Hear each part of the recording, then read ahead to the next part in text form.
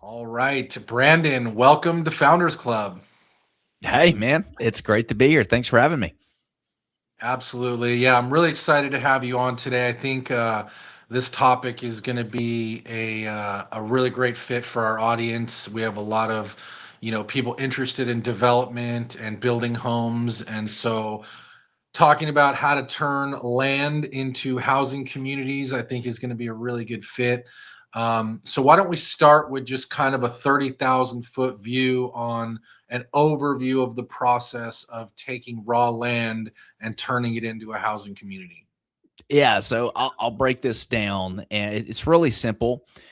There are going to be some nuances depending on where you're at, and I'll kind of touch into that. But it's really, really simple. So before we even take it through the entitlement process, the first thing we do, we've got our little criteria on the land that we're going after in the areas. We put it under contract. We take that piece of land and we get what's called a concept plan done. It's just a simple little sketch to say, hey, what's possible on this piece of land? You can get a civil engineer to do that for you. We take it to the city and we say, hey, are you excited about this? And if they say, yeah, we're excited about this, you should pursue this. We take it to our list of buyers. In our case, we work with national home builders, Lennar, D.R. Horton, those kind of guys. And if they say, yeah, we're excited, we want to buy it, then we go through and we start that entitlement process. And what Mm, that looks like is the very first thing that you're going to want to do is get a preliminary plat approval. What the heck is that? That is your approval where the city has said, yes, this community is approved. We want it, contingent on us seeing the civil drawings and making sure it's safe. So if you can get to that preliminary plat approval, some people call it a tentative map approval. There's different names for it. That is a huge step because the city has basically said, yes, we want this. And you've reduced a lot of risk up to that point. Now, to get that tentative map approval or that preliminary plat approval, you might have to, the city might say, well, you're going to impact traffic in this area if we add, 50 or 100 homes. We need a traffic study. So you might have to get that.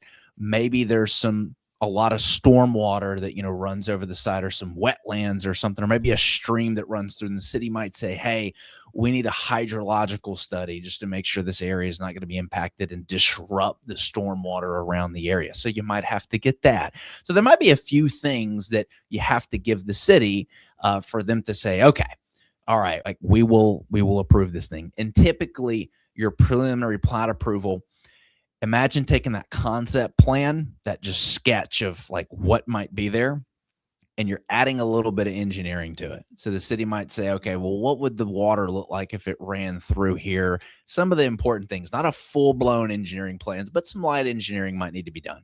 Once you have that preliminary plat approval, then you're ready to move on to the civil drawing stage. So this is where you're going to spend some money, and this is the arduous process. This is what takes quite a bit of while because the civil drawings are similar to the architectural plans of a home. So just like that builder, in order to build that home, needs architectural plans, a developer needs the civil drawings to develop the land. The civil drawings show you how deep the utilities are going to go, where the utilities going to go, what's the slope of the road going to be, how wide are the roads going to be, where are the light poles going to go. It's a full plan for what's going to happen to that piece of ground. Once you've got those civil drawings done, they're going to get submitted to the city.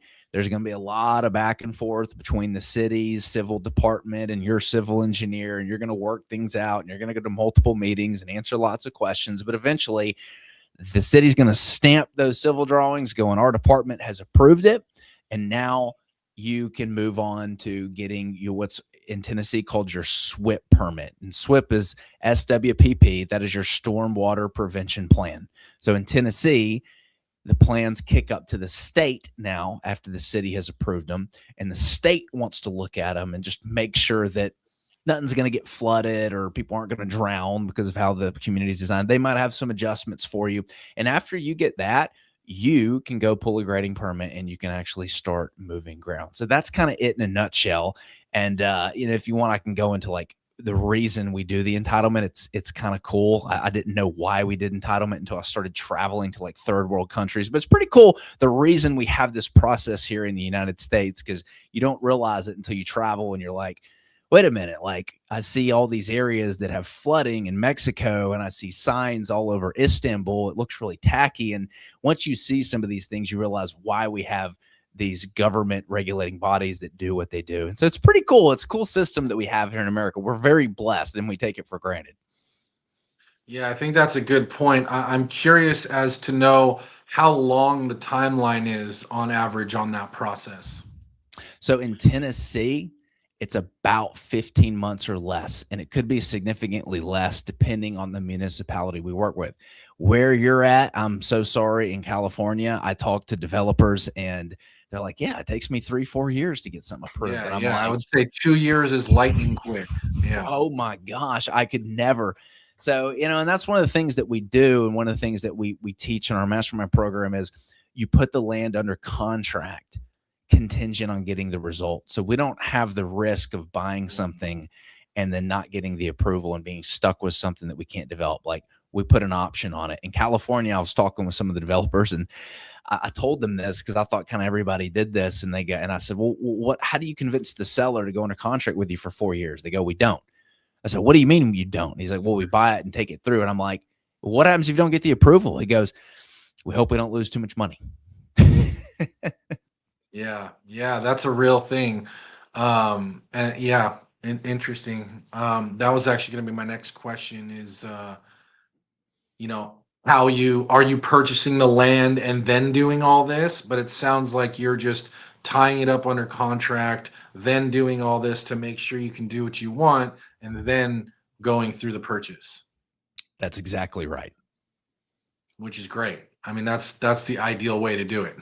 Yeah, we de-risk it in a few different ways. There's a lot. We could talk about all the mistakes I've made too, because I've made a lot. But if you do what I said, where you create that concept plan, you just go get a verbal from the city. Obviously, that's not a guarantee. Don't listen to just what they say. You want to gauge excitement though, because if you're going to the city and they're like, no, don't even bother. Well, you just saved yourself some time and a lot of money and headache from doing all the stuff you need to do a preliminary plat approval, right? So that's a big part of it. Now, of course, if the land is already zoned the way it is, well, then they have to. That's another thing to look out for. The city might not want something or be happy about it because they're anti-development, but if it's zoned for it, they have to accept it. And so that's a little bit of a battle we have. So taking that concept plan to the city, filling them out, get a verbal, and then taking it to your buyer's list. Again, this process is the same if you're doing single family neighborhoods, self-storage, multifamily. I don't care what it is. It's the same approval process. So you can do it for any real estate niche that you want. And if you get buy-in from your buyer, we make sure our buyer's deposit covers the cost to do the civil drawings and entitlement. That way, if they back out last minute in the closing, they release their deposit and at least covers our costs to do that. Because again, we don't own the land, right? So we are taking a little bit of a risk of putting money into something that we don't own, but we control it with the contract. But we've got our buyer lined up. Once it is approved, they have to close, within 60 days. So doing those things, you can really de-risk a lot of the project. That's very interesting. So it sounds like you're tying it up under contract, getting everything approved, and then giving it to the end buyer to do all the development. Yep, that's right. That's the first phase. So that's called land entitlement. The second phase we also do is the development portion. This is where we do buy it and we develop individual lots and sell them to builders. This would be putting the roads, the utilities, the infrastructure in the ground. And what I really love about it is, unlike other real estate assets where you got one exit strategy or one value add play to force appreciate the asset, we have multiple stages in development to do that. So, for example, phase one, the land entitlement phase, when we take it from raw land to approved community, we add massive amounts of value. It's 100 home communities just worth a lot more money than a piece of farmland, right? So we create equity there before we buy the asset. The second phase, when we put the grading, utilities, the infrastructure in, same thing, right? We're increasing equity again there as well. And then if we wanted to build the homes, we came at this as builders. We used to build lots of homes, and we kind of sort of accidentally fell in this space where we wanted to scale the number of homes we were building. So we started getting away from these onesie twosie little vacant infill lots and started going after land to build neighborhoods. And we just started getting a lot of knocks on the door from these big national home builders that wanted to pay us a crazy amount of money for it. And we said, yeah, you can have it. And so that's kind of how we got into the land entitlement development space. So some projects we will develop and sell the developed lots to a builder. Many times it's a national. And then we also will do land entitlement where we'll get it approved and just sell the paper. So no construction involved. Love that. Yeah, I like how you've got multiple exit strategies built in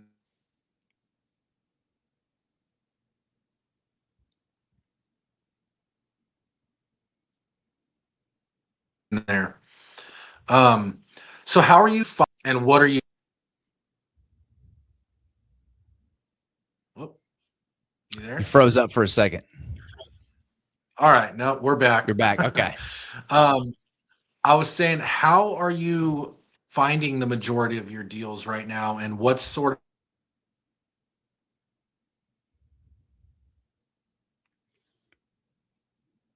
Uh-oh, he froze up again. Is it my connection? of? Are we It's, back? no, my connection. It's saying it's okay on my end. That's weird. You're back again, but Yeah, it that froze was up. weird. All right, let's jump right back into it. Okay. So, how are you targeting these deals, or how are you finding the majority of your deals, and what sort of properties are you going after? It sounds like it's larger acreage properties. Is that correct? Yeah. Really simple. What we do is we reverse engineer what our buyers want. So again, we work with national home builders. If you work with any other real estate niche, just figure out, who's buying your stuff and reverse engineer their buy box. So we know that like Lennar and DR Horton, they have maps of all their communities. So I can go type in Lennar, Nashville, Tennessee, go click on the website, and boom, a map of all their communities pops up. Same thing. Ryan Homes, DR Horton, they tell me where they want to be. We just go to those areas. And so what we do, it's a sniper approach. We're not spending loads of money on marketing. We're not spraying and praying. This is a sniper approach. We're going in and building our own individual list of land parcels that we want to go after. So if you've got access to Parcel Viewer, your local like Davidson County GIS map, there's a lot of tools that the county or city has that you can use to just scroll parcel by parcel and look at them. We're looking for the ginormous, the big parcels around all the little puzzle pieces. We're looking for other developments in the area. Doesn't have to be touching the development, but in that vicinity, because we know that that's where they want to be. The second thing is sewer access. So if we're around an area that has development, good chances there's sewer access. If you want a quick little hack to see if there's sewer access, just go pull up Google Maps and drive the roads and go look for those sewer manholes. Those sewer manholes are in the road, they're in the sidewalks, like they're not hard to find. So that's what we're looking for, because in order to get density, you need sewer access, because if you don't have sewer access, you have to do a septic system or a step system. Yeah. And that requires like these half-acre lots, because you need more land for this, the step system's field lines to be able to dispose of the waste in the land. If you have sewer, you can create these tiny little 6,000, 8,000, 10,000 square foot lots, and you can get a lot of homes on that piece of land. So those are the main things. Like if you've got development nearby and you've got sewer access, development nearby means that the city is already approving developments as well. That's important, right? Smart. Yeah. And so we're able to go, and if you've got those two things like that, those are the main things that we're looking for before moving forward. And then you just go approach the nearby landowners that have big parcels and saying, "Hey, do you want to sell?" Yeah, Basically. skip trace them, call them, write them a love letter, go knock on their door. We've got a sales team that does all that kind of stuff. Just be very direct in the outreach and the approach, because we don't have to talk to a lot of people in order to get pull through. Part of our value proposition is that we're forced appreciating their land, which means we can pay them a lot more money than what their land is currently worth. Right. So we have to convince them to go under contract for 18 months. And the way we do that is say, hey, in order for me to pay you more, I need to make it worth more. But here's how I'm going to do that.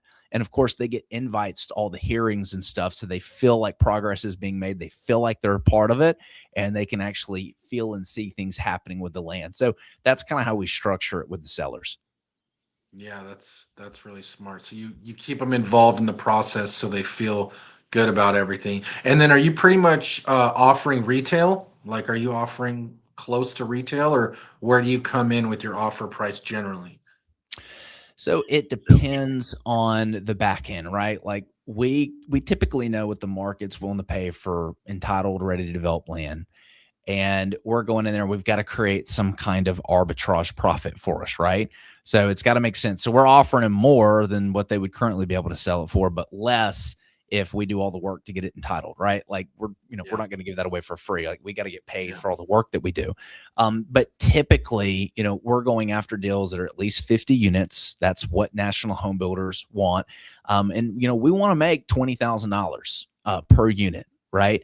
Here's the thing, we're going after 50, 100, 200 plus unit communities. You can do the little 10, 20, 15 unit communities, but here's the thing, it takes just as much time and effort to do those as it does the bigger ones, so you might as well do the bigger ones. Now if you want to get your feet wet and start small, you can. It's more affordable to do those for sure. It takes a little bit less time to do the civil drawing, so there's some time savings there, not as much cost involved, but you still have to go through that process. So, you might as well aim for the home runs if you're going to spend the time to go after that anyway. okay. And then in terms of how the property goes from the seller to you guys to the home builder, is that kind of like a wholesale, or do you guys take it down and then resell it We once do you a have double, all the yeah. We approvals? do a double close. So we have investors, and there's plenty of companies you can pick up the phone and call that do little bridge loans like that. So we literally go into one room. It's called a double closing, and Yep. we fund the AB contract. So A is the seller, B is us. We close on it. It's all done. It's recorded at the registry of deeds, and then we walk into another room and we sign the BC contract. B being us, C being our buyer, and we sell it literally the same day. And so there's companies that will fund those types of transactions because you already got your exit lined up. It's very easy to get money for those. Yeah, for sure. As long as the contracts are all legit, that's easy. That's just what transactional funding type loans. Yep. Yeah. Okay, awesome. And then how do you guys think about like highest and best use when you're looking at these properties? Or is it just We we you know that there's a neighborhood there, so you're going to build something very similar next to it? we're boring. We copy and paste what they're already doing. So Yeah. the one of the ways we can find out how much density a particular piece of land is going to have is we just go measure the size of the lots in the other community. That's what the city is already approving. I mean, it's Yeah. super boring. We're just copying and pasting what's already happening in the area and just mimicking that. That's it. Which And we're is really giving the smart. I mean, I don't think you have to be that smart to figure that out. I'm a very simple guy. I don't want to go reinvent the Yeah. wheel. And again, this works Yeah. great for single family. Now, if you're getting into like commercial or industrial and stuff like that, yeah, maybe you need to do like a feasibility study or something. But when it comes to single family homes, it's like, dude, are there homes selling in the area? There are. Great. Let's do it. And do you guys come across any issues with like wetlands and endangered species and things like that, or is that just in your due diligence process? And if you come across that, you kind of walk away. Yeah. So there's a couple apps you can use. Land ID is a really good one. It's like $12 a month. It's nothing. And it can show you some of the wetlands that are on there. You can look at it and see. So there's software out there that will allow you to see these things that are really good. Another thing we look at is topography, right? We use Land Glide, and that one's really good. Like, you got to look at the topography, make sure, it's not a mountain. You know what I mean? Like the topography has to Right. work. But you can always scrape out dirt or bring dirt in. It just costs money to do that. So those are some things that we look at. And during our due diligence period, there's three main things that we're going to do. We're going to get a endangered species study, make sure there's no bald eagle nests on there. Right. We're going to get a phase one environmental. You want to make sure there's no toxic nuclear dumping, on the sites to get that tested. And we're going to get a geotech report. They're going to go drill samples and tell us that the soils are good and stable. You can build on them. and see how much rock is potentially underneath the ground, because rock is expensive and you want to be able to price that in. So those three studies are what we get on every single deal when we do that during the due diligence period.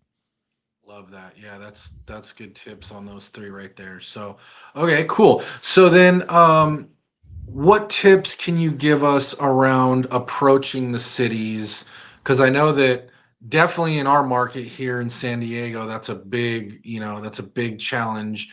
I'm guessing it's a challenge in almost every market in terms of just cutting through the red tape, getting approvals, speeding things up, getting through the inspections and all of that. What kind of advice can you give us around that? What we teach students to do is to go to the city first.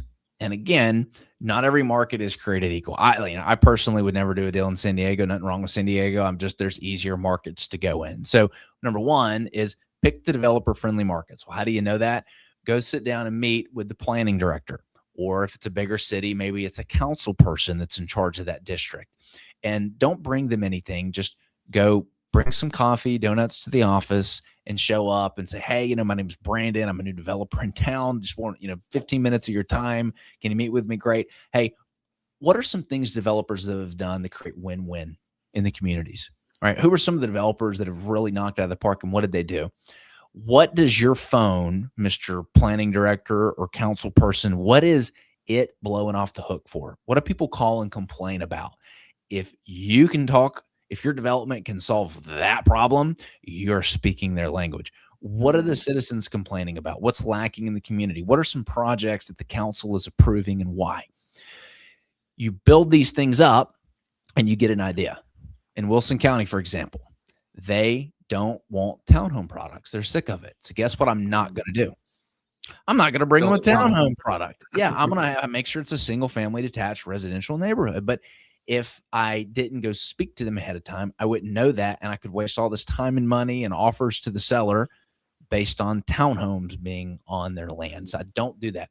If you do that first, it goes miles, because they're used to developers that just show up, that just want to maximize the density on the land, make as much money as possible, and no thought to the community. And it's hard to get pushed through with stuff like that. Where if you bring them something that has what they said already baked into it, whether it's green space or dog parks or certain architectural, like they might want the homes to look a certain way, and you've baked that in, you are much more likely to get something approved and start building that relationship with them. So that's what we recommend doing before every single thing you're going to present. Even if you got something that's ready to present, bite your tongue and go do that first, and then come back a week later and be like, hey, I found something. So Yeah. No, I love that idea. I think that you're kind of starting with the end in mind, which is always good in the business world, and you're building the relationship with the decision makers, and then you're offering solutions to their problems, challenges, goals, things like that, and kind of just helping them get what they want, which in turns helps get you what you want. yeah, that's right. One of the things I love about this business is how many people win. So you've got the city that gets forever tax revenue from the homes and communities, right? There's property taxes and stuff like that. More density means more businesses are coming to an area, and like people want the Chick-fil-A's, they want the business, they want the businesses need the rooftops. The surrounding neighborhood war benefits, because when you're putting like new homes in, typically that's bringing up home prices in the area. So the neighbors love it. Don't love the construction, but they like what it does to the value of their home over time. And then, of course, we win, and our investors win. So like it really is something where so many parties benefit from it. Love that. And what are you seeing in terms of like the mistakes that people make during that entitlement process? I've made a ton of mistakes. I probably get one email a month, and I've made this one too, from a new developer that took the time in the year and a half to take it through and the money. And I had a guy send me one. It was a 56 townhome development, approved, entitled, ready to go. And I looked at it, and it was 11-foot wide townhomes. And I told him, who has an 11-foot wide townhome product? Who's going to Yeah. build that product? Yeah. And, Who wants to live in that product? yeah, he had to go back and get it amended and less density. He got less money for it. So you need to design it with the end buyer in mind. That's why it's important. We bring our end buyers in at the very beginning and they help design the community. And hint, hint, a lot of times they'll pay for it too to go through. Don't tell anybody that, but they'll actually pay to get it pushed through. And that's important because now they have designed it the way they want. They can't come back and say, "Oh, yeah, I need some changes." So, having something designed with the end product or the end buyer's product in mind is very, very important. So, that's one thing I see. Not speaking with the city, we kind of already covered that. You really want to put something in there that has the community in mind, and you didn't just shove as much density as possible on there.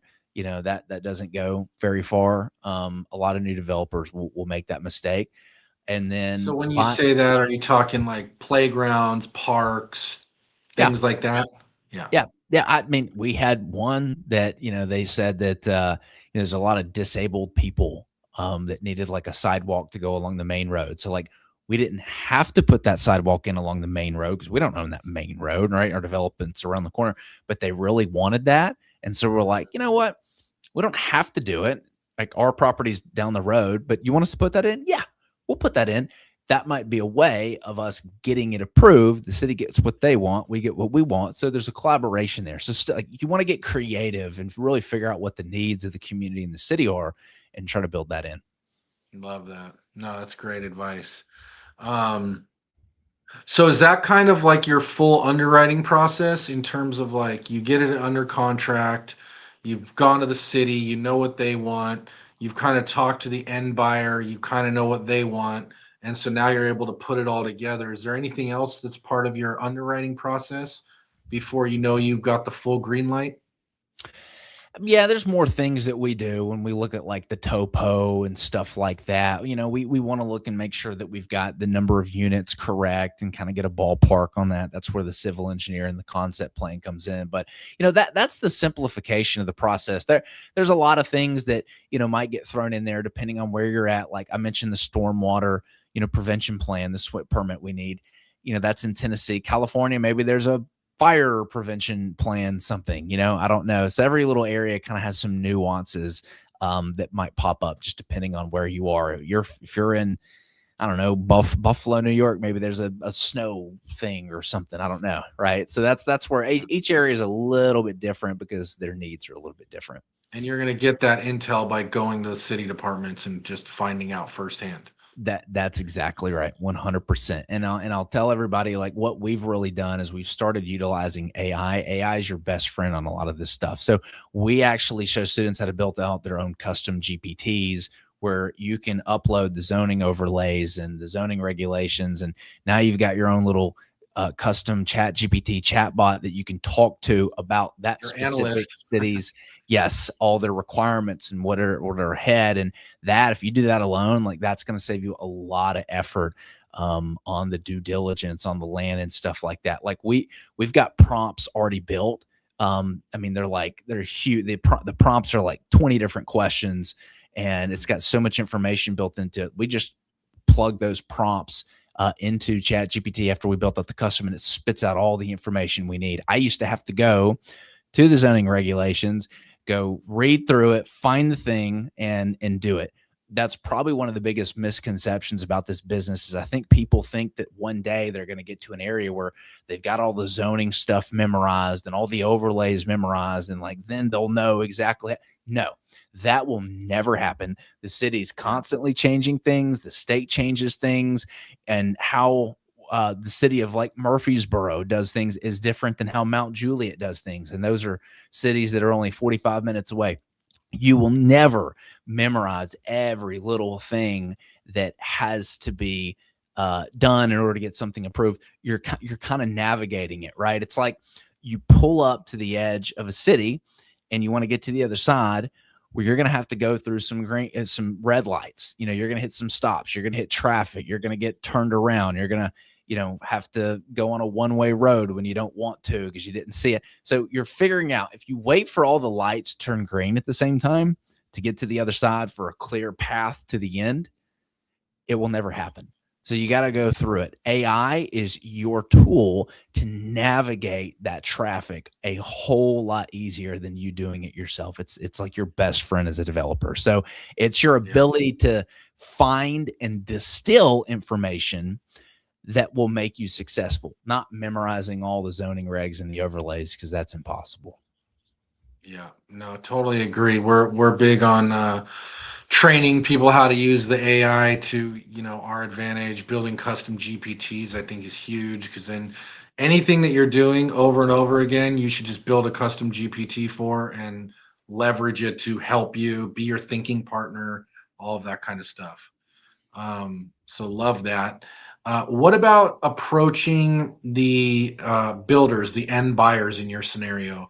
What tips do you have around getting to the right person, kind of finding out what they want, approaching them? What you'll find is most of them have the same requirements after you speak with a few of them. You want to get in touch with your sales reps and the VP of land. So that's kind of like their boss. They want to work with you. They are sales reps. They want the commission. So I thought that it was kind of going to be like me versus them. That's not it at all. Like, you're on the same team. They want the deal to work so that they can get the commission. So they're usually an open book and want to work with you. So go sit down with them. They want to talk to you. They want deals. You got to think the sales rep job is to go out and find deals. If you are doing that for them, you are their friend. They want to speak with you. So Mhm. just kind of keep that in mind. And then, know that these builders, like, one of the things I didn't know, they'll help pay for your entitlement sometimes. Mm. When we're developing land, we just got a $800,000 deposit released to us, free money to do the development, no interest payments. That's a lot of money, and they'll Yeah. do stuff like that. When I first started, I didn't know that, so they were getting really good deals when I first started doing business with them. But there's a lot of things you can negotiate with those builders that they will do. Okay. And to find all those builders and the right person, is that just Google KB Homes land buying sales rep?